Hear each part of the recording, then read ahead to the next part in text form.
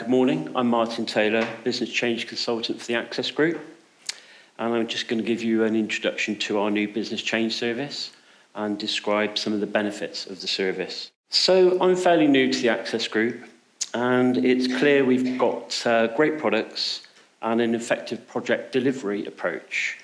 But the missing piece of the jigsaw has been a business change service, which would help with the adoption of our technology, achieve benefits, and importantly, providing customer support post-go live to embed the change.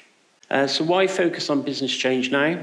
Well, the impacts of technology in terms of process and people are really critical to ensuring that we have a successful deployment and that customers gain the benefits from the technology that they've purchased.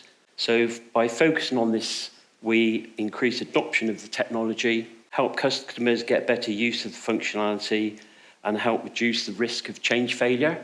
So I hadn't looked at recent causes of change failure, so I did some research and looked at Harvard Division of Continuing Education, ProSci, which is a leading change consultancy, and NHS England. From this, consistent themes emerged: lack of executive sponsorship, which is the #1 cause of change failure, strategy disconnection and inflexible strategy, poor communications, lack of change buy-in and resistance to change, limited resources for change, and poor planning.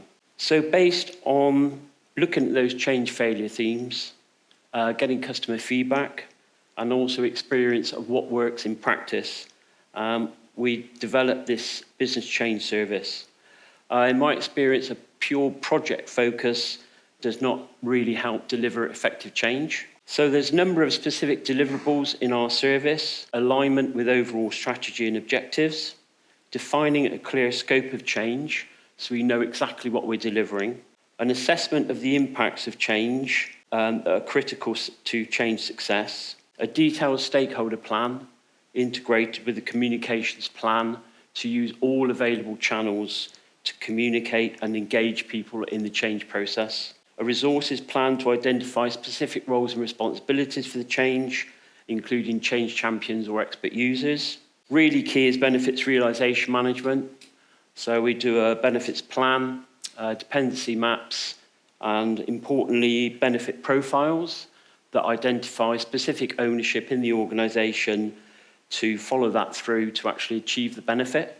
Detailed training needs analysis and training plan, so we deliver the right training to the right people at the right time. A benefits business readiness assessment to inform the go, no-go live decision. So sometimes we continue with the project, and this will help actually inform whether we should go ahead. A post-project appraisal, identifying lessons learned that we can then feed back into the organisation. And then importantly, this period of support post-go live to help with adoption of the technology and embedding the change. So I've had feedback from several customers that once the project has gone live, resources are allocated to other projects, it is passed over to support, which is a normal process. But that post-go live period is critical in terms of deploying the training and using the new technology. So a key part of our business change service is this embedding the change period. So some research from ProSci stated that the top 3 reasons for change sustainability are continuing support from leadership, ongoing engagement and communications, and measuring progress throughout the period.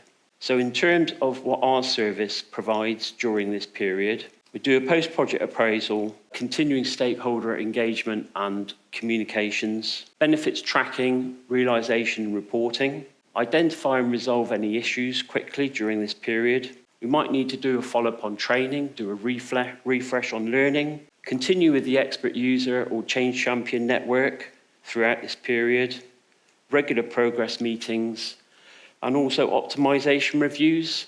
So this will look at, in detail at the functionality that is being used and provide a report on usage and potential improvement areas. So the benefits of this new service are: we focus on change impacts, specifically on processes and people. We ensure strategy alignment so we're not going off on the change programme and doing something that's disconnected from the strategy. Stakeholder engagement and ongoing management, so it's two separate things, the initial engagement and then managing throughout the change. And linked with this, a comprehensive communications plan to use all of the available channels to keep everyone engaged. Benefits realisation management to ensure return on investment. So that's the plan, the profiles and the maps.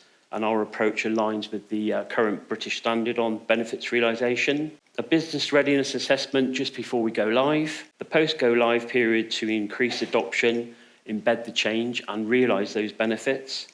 And this will help to improve digital maturity.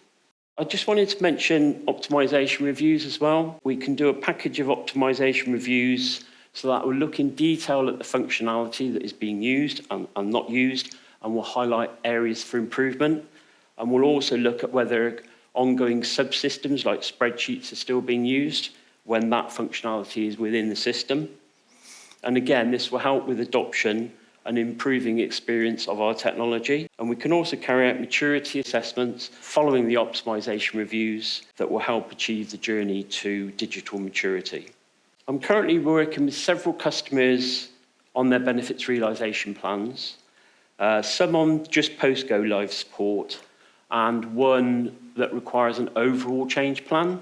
So there are flexible opportunities with specific elements of our service, business change service, and for optimisation reviews to be undertaken at any time. So thank you very much for your time. For further details and a follow-up, please contact your account manager or contact me directly on email.